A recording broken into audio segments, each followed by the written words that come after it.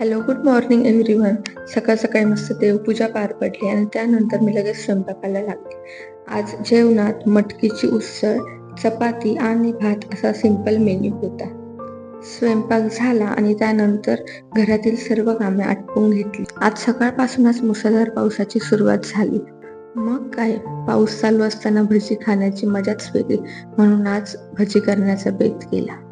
एका बाउलमध्ये बेसन पीठ घेतले, त्यात कांदा, बारीक चिरलेली कोथिंबीर, मिरची आणि धन्याची पेस्ट, हळद, मीठ हे टाकून घेतले.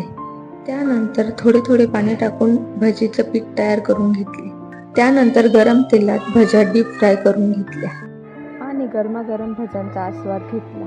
संध्याकाळी पाऊस थांबल्यावर आम्ही इको फ्रेंडली गणपती डेकोरेशन बघण्यासाठी निघालो. सुंदर आणि क्रिएटिव्ह असे हे डेकोरेशन आम्हाला खूप आवडले. खास करून रायाला तर हे गणपतीचे मखर खूप आवडले होते. असा होता आमचा आजचा दिवस.